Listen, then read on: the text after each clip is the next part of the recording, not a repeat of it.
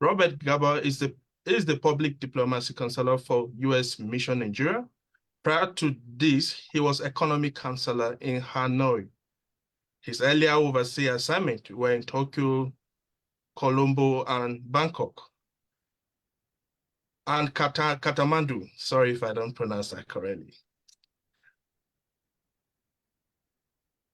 In Washington, he worked on multilateral economic issues involving the Organizations for Economic Cooperation and Development and the Asia Pacific Economic Cooperation, APEC Forum.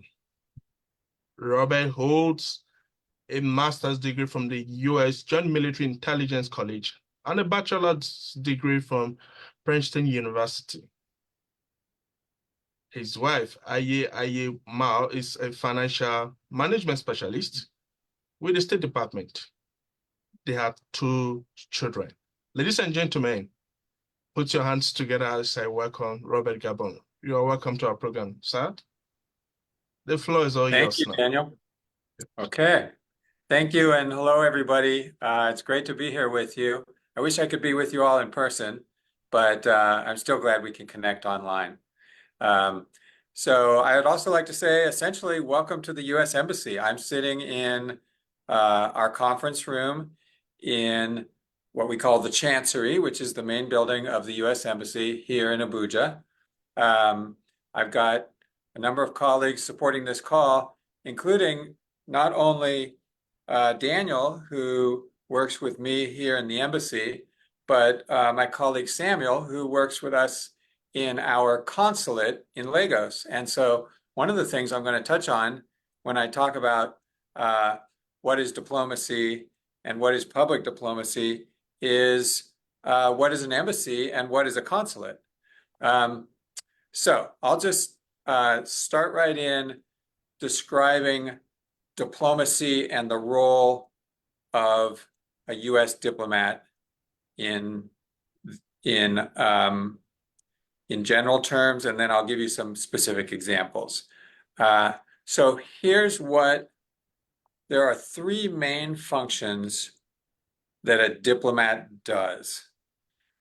The biggest main one, the main one, first and foremost, is we represent our government abroad.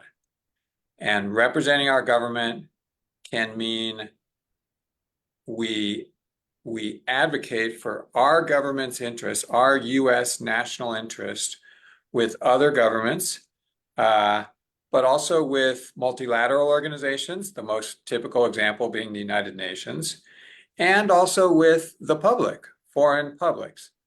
So we represent our government abroad and we pursue our national interest. And every country pretty much has diplomats. They have a diplomatic service, and that's what their diplomats do. They represent their national interest. But that's not all we do. We have another very important function, which is we support and assist our citizens, and actually not only our citizens, but our companies when they're abroad, when they're outside the US. So the typical example is if a US citizen is in Nigeria or Thailand, and they have some kind of a problem, maybe they have a problem with the law, or maybe they lose their passport, the US Embassy in that country is there to help them. Because after all, there are people, but not only that, they actually pay our salaries. So US taxpayers pay taxes to the US government to get some services, right? The services could be a national highway network. You know, the US government uses that tax money and it puts it into a budget. Some of the budget could be for a highway. The budget could go into having an army, a military, and the budget goes into having a diplomatic service, having an embassy staffed with diplomats, and that embassy is there to also take care of those US citizens who are paying those taxes that get them this service. So we support US citizens and companies too, because US companies are also US taxpayers. And so we provide them with services. And then the last thing is we report on what's going on in the countries where we're posted so that our government understands really what's going on in the world. I mean, what's going on in the world is the sum total of what's going on in Nigeria and what's going on in Thailand and what's going on in France. And you know, the newspaper reports on that stuff, but we as diplomats are looking at the things that are important as we, the United States government, makes our policies for working with those countries, whether we're trying to convince them of something or whether we're cooperating with them on something.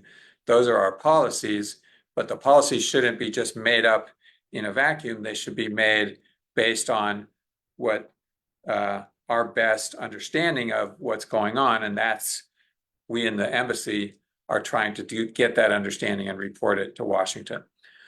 So we represent the United States abroad, we support US citizens, and we report on local conditions. Now, let me give you a couple more examples, a little more detail, a little bit more specific about what that can mean, what that can look out for. So representing our government abroad often turns into, well, there might be a negotiation.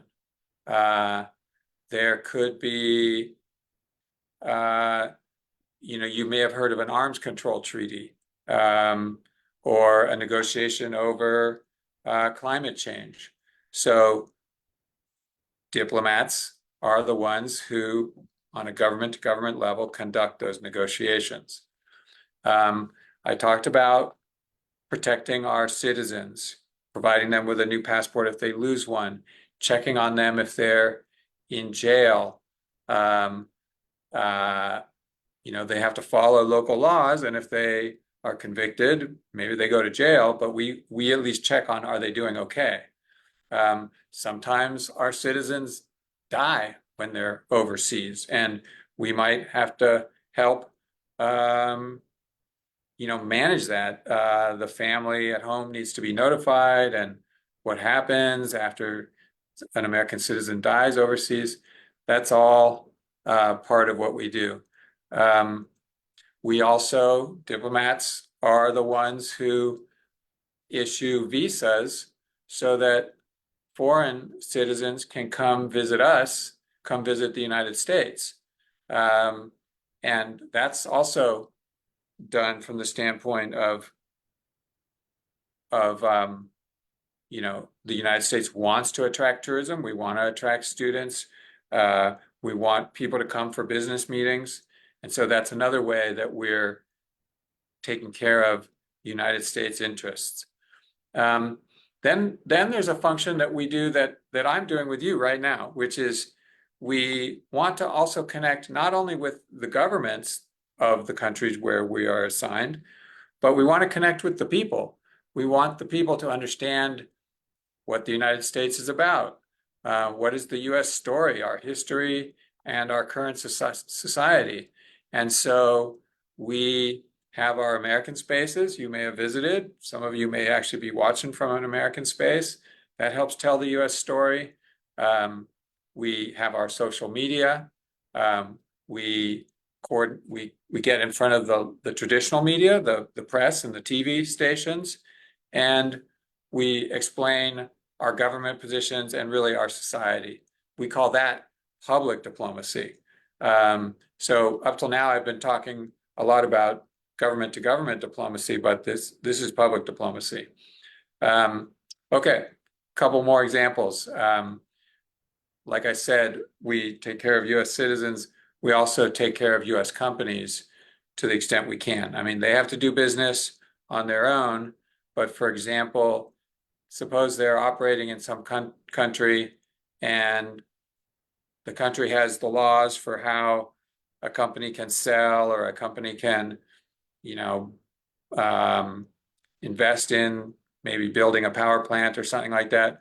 But what if they're being treated differently under the law from a local company? We will sometimes say, yeah, that doesn't seem right. And so we'll bring that up with the government and try to resolve it. So that's advocating for US companies, just like we do for US citizens. And then, of course, we have folks here who are supporting all this. They're making sure that our embassy building, that the air conditioning's on and that the internet is connected.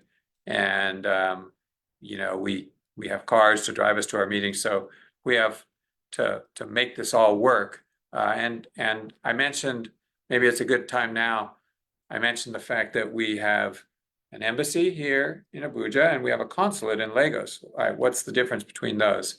I think that's where I'll wrap up before I take your questions. An embassy is in the capital city of the country that we're engaging with, that we're assigned to, that we're doing our diplomacy with. So here we are in Abuja, capital of Nigeria. This is our embassy.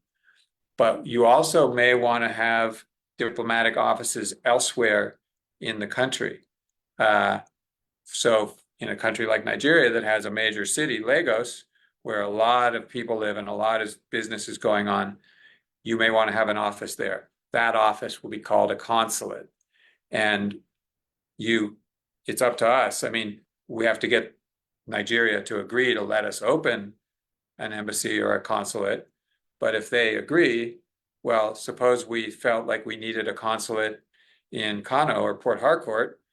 If Nigeria would agree, then we could open a consulate there. But there would always be only one embassy in the capital.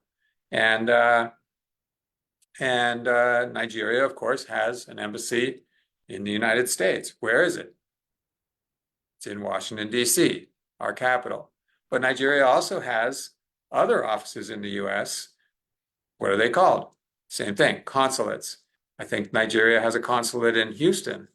Am I right, Ben? Does that sound right? Yeah, okay, good. So that's the difference between an embassy and a consulate. And that's a general overview of what a diplomat does, including the classic government-to-government diplomacy, as well as what we're doing now, public diplomacy, engaging students and citizens of all kinds. So I hope that was a useful explanation. I hope it was clear, and I'm happy to answer any questions you may have about how we do our work or our life. We do move around from country to country. Daniel mentioned that I've worked in Nepal and Thailand and Sri Lanka and Japan and Vietnam, all before coming here. So I'm ready to take your questions. Thank you so much, Robert. Thank you so much. That was a wonderful presentation. Indeed, this morning you have actually widened our horizon about what public diplomacy is and what the US diplomats actually do in host countries. Thank you so much for that. So my first question to you would be, we have a lot of young people seated across our network for American Spaces, and some of them are actually quite very curious. Do I need to study international relations and diplomacy to become a diplomat? Okay, So that's a great yes, question. yes. So a lot of them are actually wondering, so is there a specific area of discipline that you need to study to become a diplomat? Okay, well, that's a great question. Each country has its own system for selecting and training their diplomats. So I can't say exactly how Nigeria does it. I can tell you in general, because I've heard how lots of countries do it in general terms, and I can certainly tell you how the US selects our diplomats. So in general, studying international relations is the most sort of natural, direct background that one might have to become a diplomat. But that's only in general. So first, let's say take the US. The US does not require that you studied. For us to become a diplomat, they do not require any particular course of study. You could study literature, you could study history, you could study international relations. We have an exam process, and if you can pass the exam, you can become a diplomat. Now, and you can pass the exam. It does require knowledge of international relations, but it requires knowledge of international economics, and it even requires knowledge of some things like logistics. I talked about having diplomats here in the embassy that actually are focused on paying the bills and maintaining the buildings and keeping the internet connections. And so our exam is quite broad. Other countries normally would be recruiting their diplomats from people who studied international relations, and they often recruit them from people who attend kind of an institute of diplomacy or something like that. And then if they get good results, they may qualify to become a diplomat. But that varies from country to country. Thank you so Okay. much. Yes. Let's take our second question. Our second question would be, you've been to several other countries in the course of your work, and now you are here in Nigeria. What would you compare your experience like? Nigeria, I want to hear what you think about that. Okay. Well, I'm so happy here. I've been here a year and a half, and it's been a great experience every day. Nigerian people are so warm and welcoming. The country is a huge country, and it feels very at home to me in one interesting way. Compared to all the other countries where I've worked, Nigeria and the US really have a lot in common around this point. We're both big countries with a very diverse population and a large land area. And somehow that size point makes a difference. I listed the countries I worked in: Nepal, Sri Lanka, Thailand, Vietnam, Japan. You may notice those are all in Asia. So that's another difference, but they're all much smaller in their land area. A couple of them are very densely populated. Japan and Vietnam both have over 100 million people. Now Nigeria's got 220, 230 million people, but those 100 million people in Vietnam or Japan are very densely crowded in, kind of like Lagos as a city is quite densely crowded. Whereas Nigeria as a country is more spread out, and the United States is more spread out. And I found that that alone makes a difference in kind of culture. In fact, it reminds me of when I first joined, and we put up on our social media a chance for people, you all, followers of ours, to say what they thought I should know about Nigeria. And one of our followers wrote, "Nigeria is vast." And that really struck me because the United States is also vast. So we have a lot in common. We both are democracies. I mentioned working in Vietnam. Really neat country, and it's doing very well economically, but it's not a democracy. It's a one-party communist party system. And its economic system isn't communist anymore. You can have a business, you can make money, you don't have to share it, you don't have to work on a collective farm or something like that, like it used to be. But it's still dominated. It's still just literally, there is one and only one political party, the Communist Party of Vietnam. And as long as you're fine with that, you're free to do whatever you want, but you can't get on Facebook and say, down with the Communist Party, we need democracy. You could maybe do that once, but if you keep doing it, you risk going to jail. So right there, big range. All the other countries I worked in, Nepal, Thailand, Sri Lanka, Japan, they were all democracies like Nigeria. So it's a mix. I mentioned Asia versus Africa. Again, very different. Asia as a whole, the countries are more densely populated. Africa as a whole, the countries are less densely populated. But everywhere I go has been fascinating, and truly, people have been warm, and I felt very, very welcome in all those countries. Last comment, 2 of those 5 or 6 countries that I've been posted in, the US fought wars with in the last century. You know, the US and Japan were on opposite sides in World War II, and the US and Vietnam were on opposite sides in, we call it the Vietnam War, the Vietnamese call it the American War. But remarkably, we have great relations with Japan now, and we have great relations with Vietnam now. So it just shows you that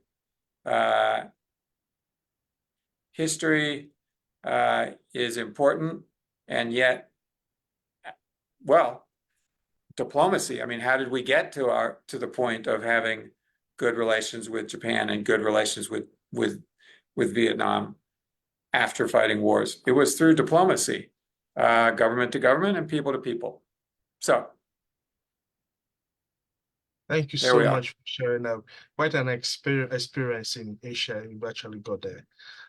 All right, let's go to our third question, which is, what is the role of cultural exchange in public diplomacy?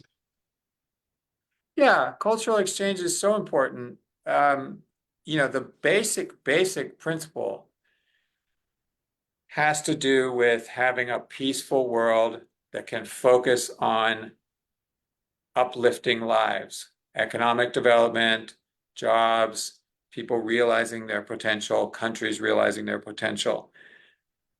That's the globe, that's the earth, the world that I think we all want. And we believe, and I think a lot of countries believe, that if the peoples of the globe understand each other's cultures, they're less likely to have disputes.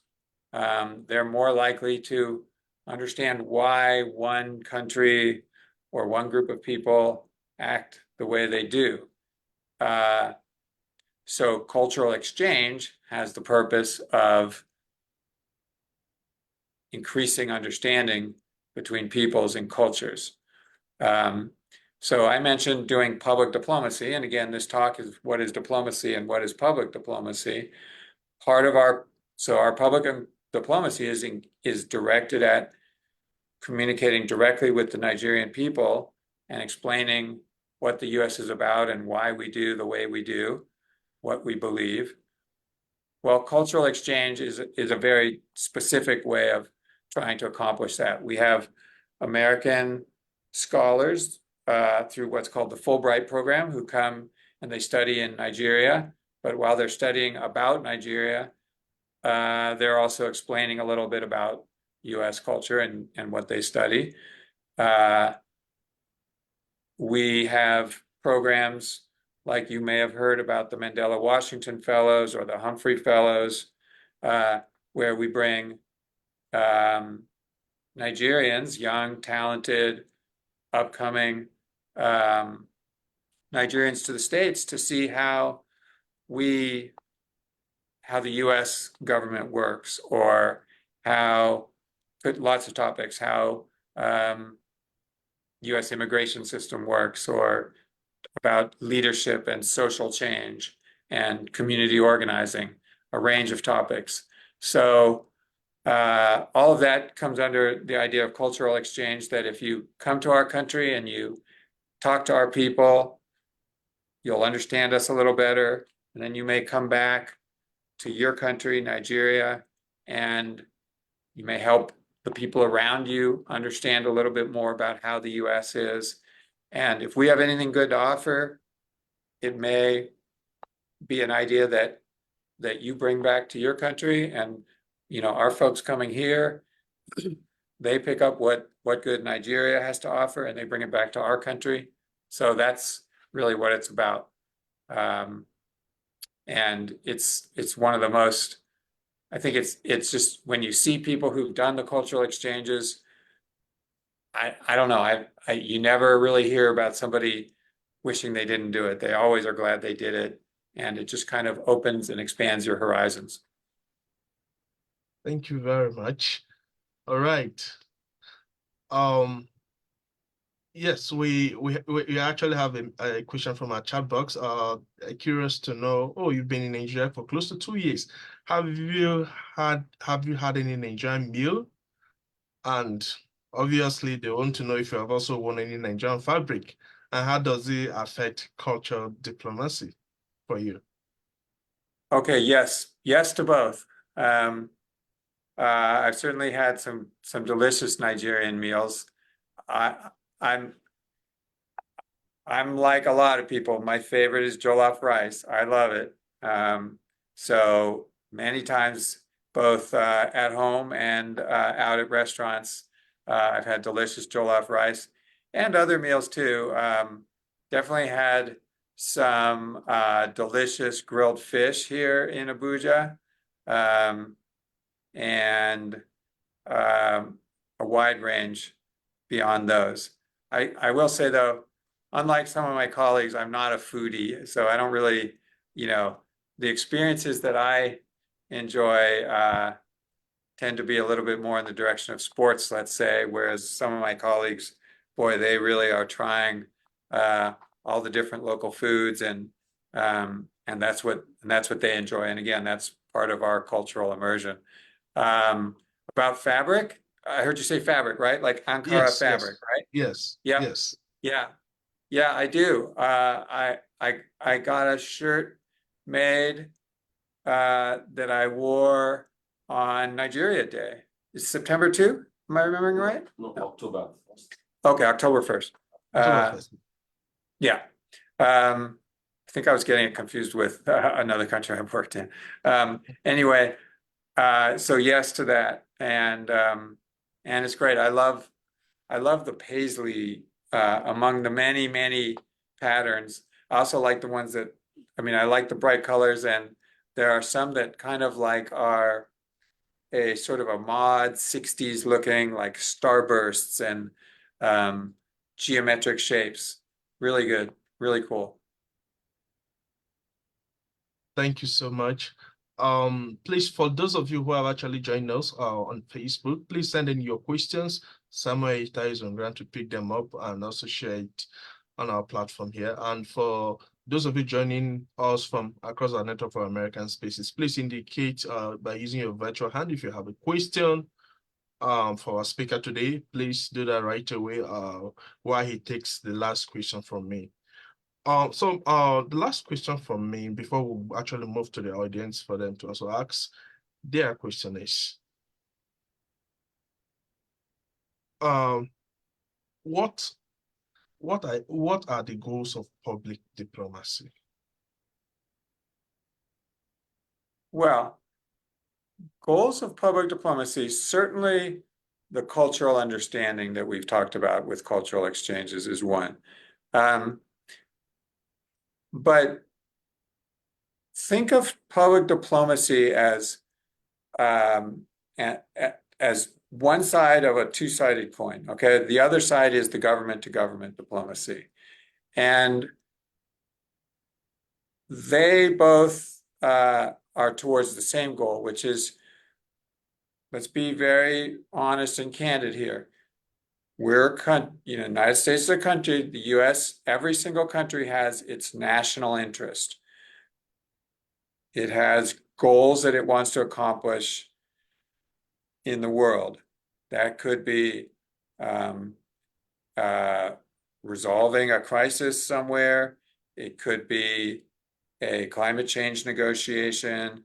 It could be trade agreements so that our companies can export more or can invest overseas. Each country decides for itself what its national interest is, and then it works to advance that. And while the government-to-government side is important. We know that foreign governments in democracies are accountable to their people, and they should take into account what their people want and believe, right? So the US government also tries to explain to the foreign public why our policies are what they are and why we think they make sense. Because if the foreign public agrees, then the foreign public, in theory, would ask its government to also agree through elections. I mean, that's what elections are, right? Elections are how a public expresses its will in a way that a government can either listen to or ignore. But if a government ignores the public's will, then usually the government doesn't get reelected. So we think it's important for the public in the countries where we work to also understand what our goals are and why we have them.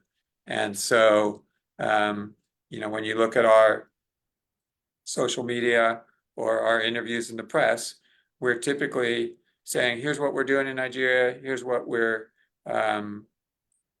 here's the policy we're advocating, and here's why. Now in Nigeria also, we do a lot of development assistance. The United States spends $1 billion a year a significant amount of that is in health-related development assistance. Quite a bit is in agriculture and food-related. Some of it is in other areas of economic development. For example, we provide quite a bit of training in areas related to like entrepreneurship and technology and nowadays the creative economy, films and music. And all that is because we're trying to be a good global citizen and we want other countries to develop and be prosperous, and their people to be healthy. And we believe we have an obligation because we are a wealthy country, so we contribute to the welfare of other countries around the world. So another part of our public diplomacy is just explaining that, like I'm explaining to you right now that you might not know that we spend $1 billion a year in Nigeria on development programs.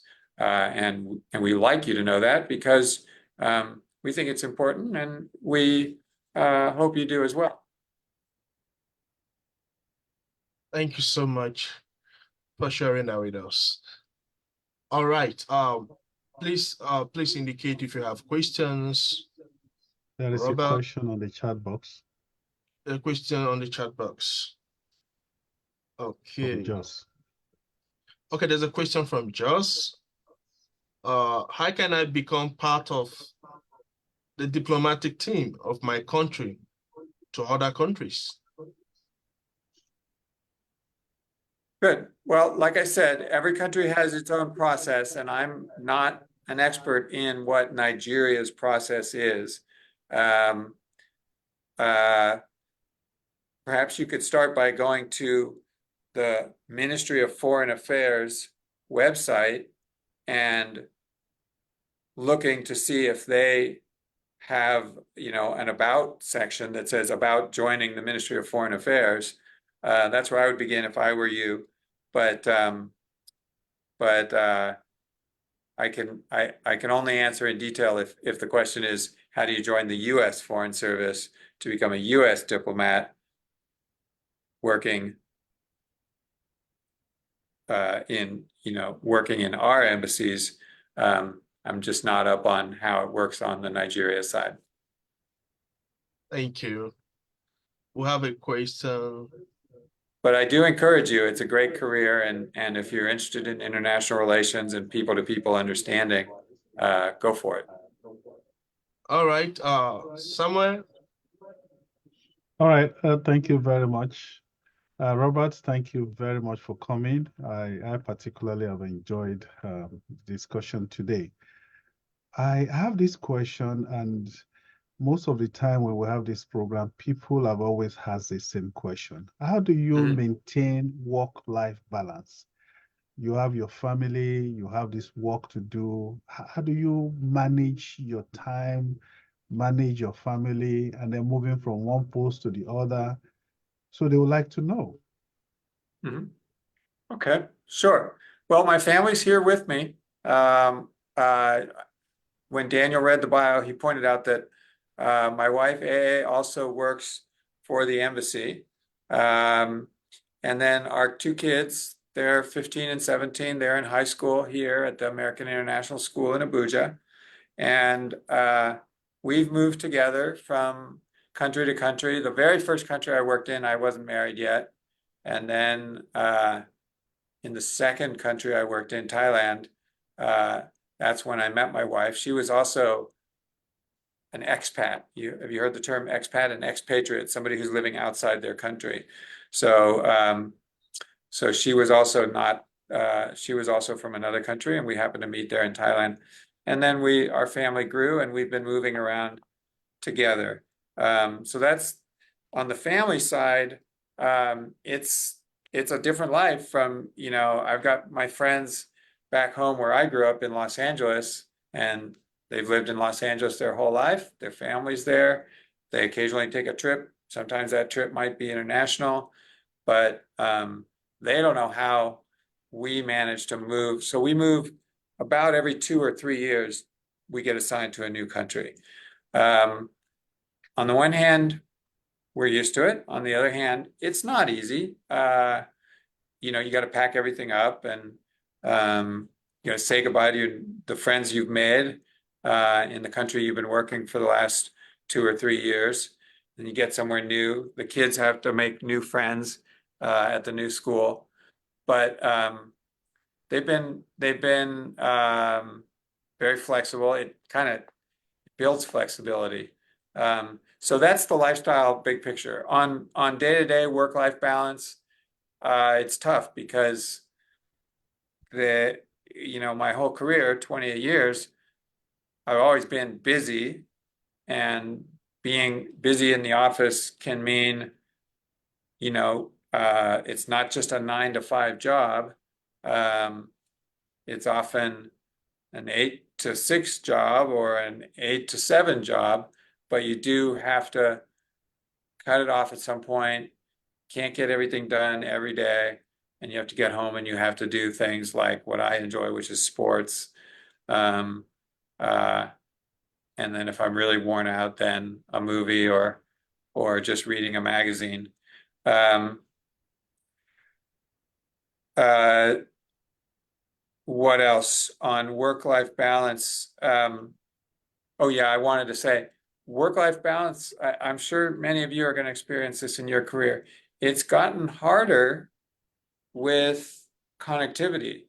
Now we have our smartphones, and our smartphones have our work email, and there's a temptation to kind of like keep working even when you're off work, even when you're at home. You really got to contain that. But it isn't easy, because one thing about being a diplomat is it can be a 24/7 job. First of all, I talked about representing our country. So suppose I'm just out at a restaurant. Well, I'm mindful of the fact that I'm an American in Nigeria. I wouldn't want to behave in a way that reflected badly on my country. So, um, so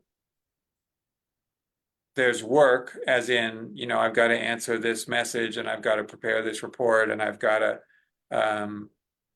contribute my ideas in this meeting. And then there's you're off work, but you're not totally off work. When you're a diplomat, you're always representing your country, even if you're not in the office or in a meeting. So it's just partly, our training is a little bit, it helps us recognize that it's a kind of a unique role. And then partly it's just, you know, coping skills like we all have in the workplace these days. Thank you very much, Robert. Joss, okay, Joss, your hand is up. Please unmute yourself and speak. Ask your question. All right, thank you. Good morning.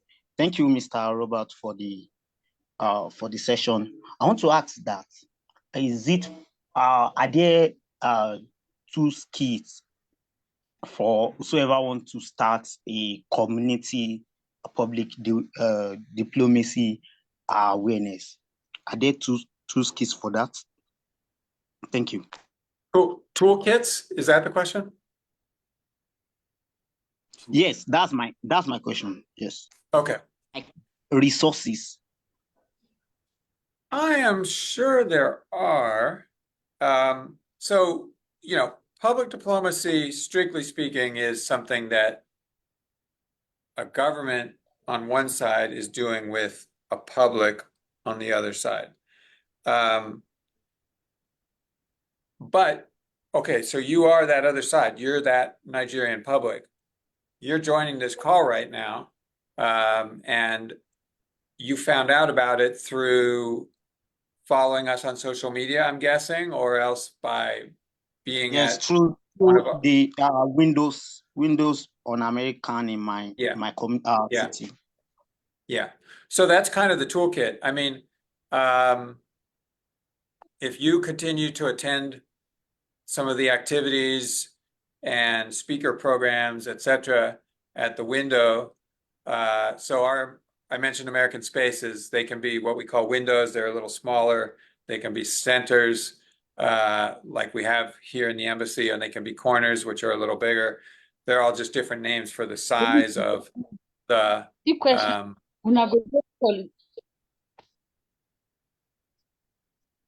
I couldn't hear that. I'll just finish my point. So anyway, keep engaging with the window and keep following our social media.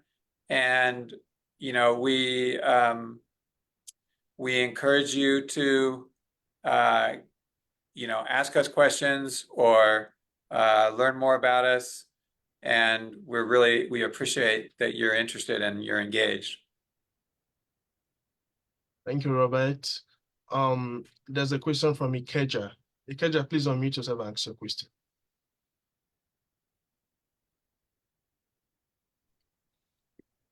Good morning, sir. Good morning, sir. My name is David. Morning. So here's my question.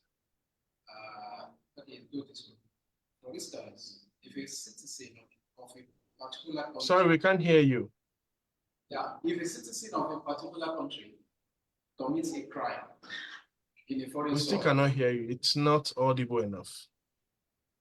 A little closer to the mic, but citizen commits a crime. Yeah. For instance, if a citizen of a country commits a crime in a foreign soil, I mean a severe crime that attracts a death or life sentence, will diplomatic approach by his country be effective and get him out of the mess? Or would the country allow such citizen to serve the punishment? What is your view on this side? Some of it broke up, but the question seemed to be that if a U.S. citizen, say, were to commit a crime in, say, Mexico, would the U.S. government A, try to get them out, or Yes. B, let them serve their sentence? So we respect the laws of other countries, and we ask them that they respect our laws. And we do not believe that we have the right to interfere in a legal process in a foreign country. As I mentioned, our focus is if a legal process ended up with somebody getting convicted of something, you know, they may have to pay a fine, they may go to jail, they may get deported, they could get kicked out of the country. any one of those three things should be part of that country's legal process. And what we're there to do is we just want to make sure that the U.S. citizen is okay. So we may visit them in jail, but we're not there to say, hey, let this guy go, you know. That's the basic answer to your question. If now it can get more complicated than that. For example, some countries may consider keeping that person in jail, or like I said, deporting the person, which usually means kicking them out of the country, which usually means sending them back to the country where they came from, the country of their citizenship. Then, you know, we may say, yeah, we'd prefer you to deport this person back to the US. But still, that's ultimately going to be the decision of the what we call the host country.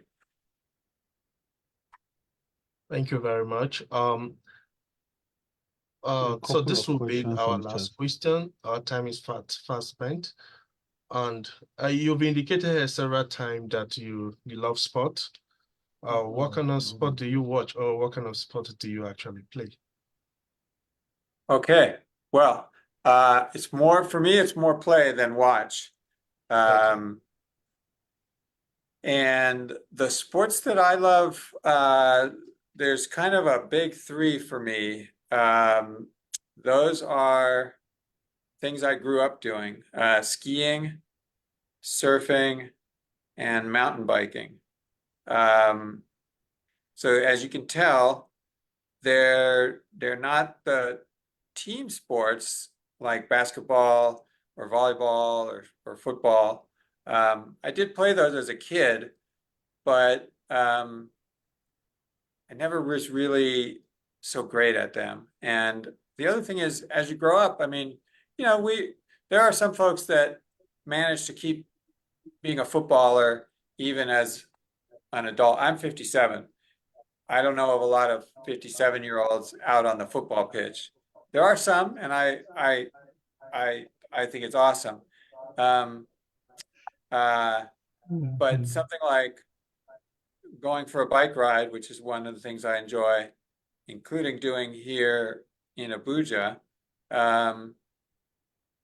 you know, you can do that without needing a whole team and a football pitch and all that. So I've continued with those sports. And it partly depends, you know, again, this is another thing that depends where I live. I've a couple of the countries where I lived, I could actually go surfing. You know, in Sri Lanka, it was about a 2-hour drive from the capital. In Japan, it was about a 2-hour drive from the capital. I could get to the coast and go surfing. Not an option here from Abuja, but like I said, I can go mountain biking here. Out of all the countries I lived, Japan was the only one where I could actually go skiing in Japan. There was no skiing in Sri Lanka. There's no skiing in Vietnam, no skiing in Thailand, no skiing here. So I haven't made it very easy for myself. Maybe I should be playing badminton or something that you can do in your backyard. But anyway, those are just the ones that I love. Thank you so much, Robert. Ladies and gentlemen, let's put our hands together for Robert. And I will call on Samuel Itaya to round up the program. Samuel Itaya, over to you. Thank you very much, Daniel. Thank you for wonderful coordination of that program. We would like to, on behalf of American Spaces, thank you, Robert, for coming on this program and for the enthusiasm that people have received, even what you have given us today. Diplomacy, as you have explained, really gave us a lot of insight as to what it means and how they can also get involved at their own level. So we want to appreciate you for sharing your stories with us. We hope we'll have you on another program, probably another time, because we love you to be on our program. So thank you very much. And for all of us who are watching, Robert is the Country Public Affairs Officer In other words, is the head of the Nigerian public diplomacy. Please let's put our hands together once again. So thank you very much for coming. And for all of you who have come and listened, for those who are on our Facebook page live, thank you also for joining us. Remember, Tuesday next week, we still continue with our MOOC camp, getting started with AI. We expected you to please be our guest. Thank you, everybody. Have a wonderful, long holiday. Bye. Thank you. Bye. Bye.